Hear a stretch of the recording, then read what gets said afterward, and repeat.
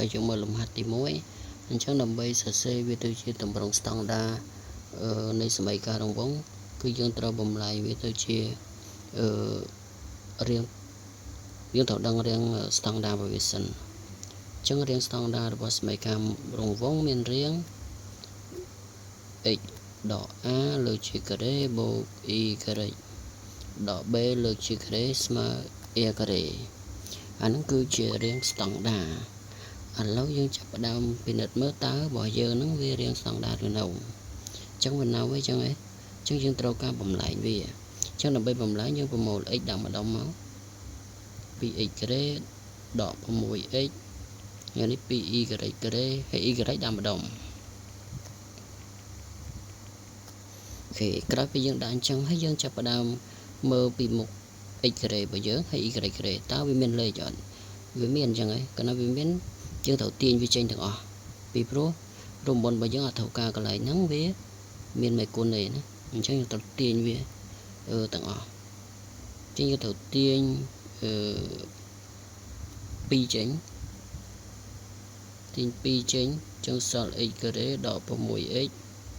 ហើយនេះដូចគ្នាយើងទាញ2ចេញសល់ y ការ៉េដកគឺកាលណាទាញ2ចេញមិញគ្រូច្រឡំដោយសារតែកន្លែងនេះគឺយើងត្រូវដាក់នេះណា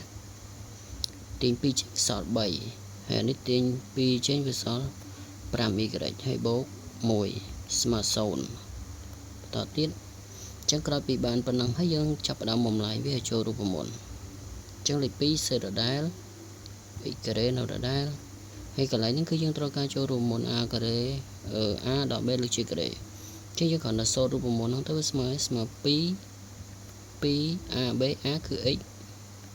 ហើយ b របស់យើងគឺប្រមាណអញ្ចឹងយើងត្រូវដាក់ធ្វើម៉េចដើម្បីគុណទៅវាចេញលេខ3វិញអញ្ចឹងយើងប្រកាសជាត្រូវដាក់3លើ2ពីព្រោះ2សម្រុំvới 2អស់សល់3វិញអញ្ចឹងហ៎អញ្ចឹង3ប៉ុណ្ណឹងយើងថែមកតុយវាទៅគឺ3លើ2លើជាការ៉េហើយយើងបិទវងចោលមួយទៀតបន្តមកទៀតមួយទៀតធ្វើដូចគ្នា y ការ៉េ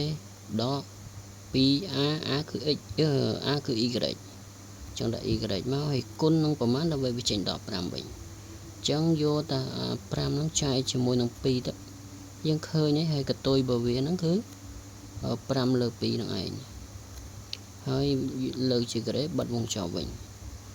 ឥឡូវយើងមើលយើងថែមប្រមាណយើងត្រូវដកប៉ុណ្្នឹងចេញវិញណាឥឡូវយើងមើលអ្វីយើងថែមនេះ3លើជាការ៉េ9ហើយនេះ2លើជាការ៉េ4ហើយនៅពេលដែលយើងគុណ2បញ្ចូល4ចែក4សម្រួលមួយ2ទៅខាងក្រោមសល់លេខប៉ុន្មានសល់លេខ2អញ្ចឹងគ្រូសេបញ្ជាក់បើយើងតម្លាក់ស្វ័យគុណបានចេះហើយនៅពេលដែលយើងគុណ2នេះបញ្ចូល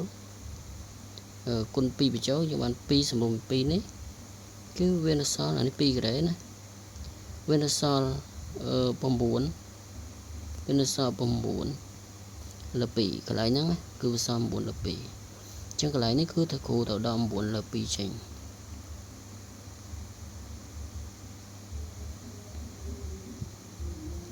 អូខេបន្តទៀតអញ្ចឹងនេះដូចគ្នាកន្លែង25នេះ5លើជាការ៉េ25 2លើជាការ៉េ4សម្បូរ2នេះចោលគឺវានៅសល់25លើ2ហើយកតុយរបស់យើងហ្នឹងគឺ1ដាក់មកហើយឲ្យវាស្មើ0បន្តទៀតយើងដឹងច្បាស់ថាម្ដុំនេះដឹងទៅចូលរូបមន្តហើយអញ្ចឹងយើងសេនៅ2កតា a នេះចាប់ទៅវាជា a ហើយ b របស់យើងគឺយកនេះគឺ3លើ2លើជាការ៉េហើយបន្តទៀតអានេះដូចគ្នា y ការ៉េ b របស់យើងយកប៉ុណ្ណេះចុងបូកប្រមាណនេះយើងបូក5លើ2លើជាការ៉េហើយនេះយើងគ្រាន់តែតម្រូវភាគបែងទៅឬក៏យើងមិនតន់តម្រូវក៏បានព្រោះនេះភាគបែងដូចគ្នាភាគបែង2ចានេះមាន9ទៅបូកនឹង25ហើយកតុយមួយទុកសិនគេបន្តទៀតយើងអត់ចង់បានលេខ2អញ្ចឹងកន្លែងលេខ2គឺទុកដែរសិនកុំតន់កាន់កណ្ដោយើងអត់យល់អូ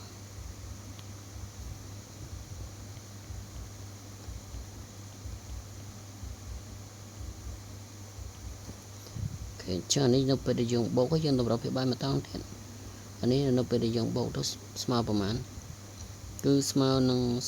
30ណា34ហើយនេះនៅពេលដែលលំដាប់ភាពបាយតើគុណនឹង2យើងបាន2ស្មើ0បន្តទៀតយើងសរសេរដដែលគឺ x ដក3លើកជាការ៉េ x ដក3លើក2លើកជាការ៉េ2កតា y បូក5លើក2លើកជាការ៉េអញ្ចឹងយើងស៊ីសងអាលេខនេះមកគឺយើងបានប្រមាណនេះ36អញ្ចឹង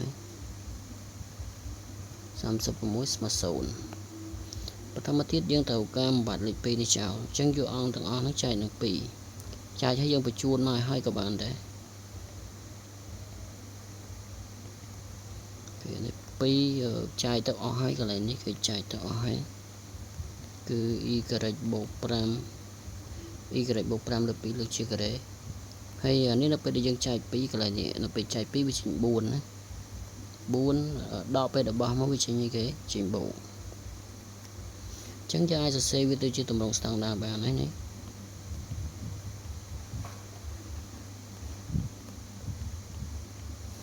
36យើងដឹងហើយគឺ6លើកជាការ៉េ4យើងដឹងហើយ2លើកជាការ៉េអញ្ចឹងបើយើងយកទៅផ្ទឹមយើងទាញបាននេះគេគឺយើងទាញបានa របស់យើងគឺស្មើនឹង3លើ2ហើយ b របស់យើងផ្ចិតនៃរង្វង់ណាយើងបានដក5លើ2ហើយ a របស់យើងគឺយើងបានប៉ុណ្នេះ6លើ2អូខេហ្នឹងគឺជាចម្លើយរបស់យើងលំហាត់ទី1របស់យើង